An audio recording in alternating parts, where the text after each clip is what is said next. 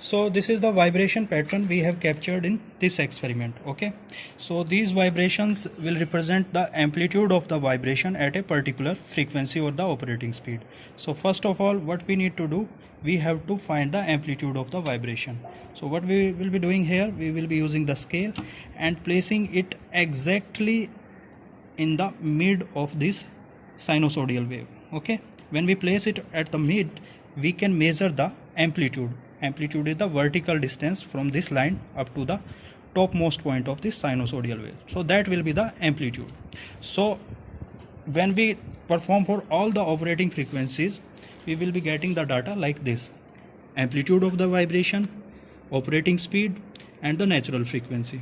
Okay, so for example, at 200 rpm, the operating frequency will be 200 divided by 2 pi, it will be 3.33. so that will be the frequency, and amplitude is this much, 1, okay, in mm.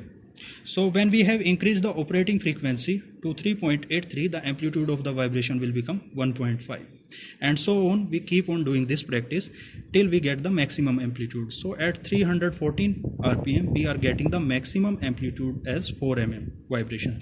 So that will be the natural frequency of the system.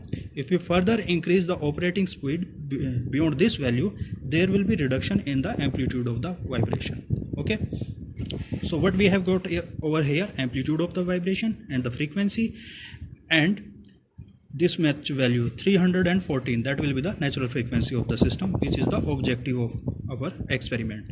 Now what we will do, we will use these values, we will depict amplitude of the vibration on the vertical axis and the frequency on the horizontal axis, and when we connect all these points, we will get a graph like this. So the maxima will be occurring, maximum amplitude will be occurring at a particular frequency, and that frequency is the natural frequency of the experiment. So this is how you will be performing the experiment.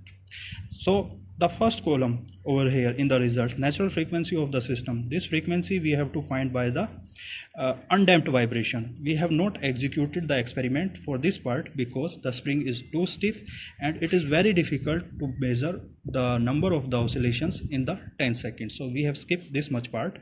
So only through the resonance we have obtained the natural frequency of the system, and that comes out to be 5.23 hertz. So with this, we have come to an end of this experiment. So you can write all your observation in the conclusion, so that what you have concluded from this experiment. And with this, we end this experiment.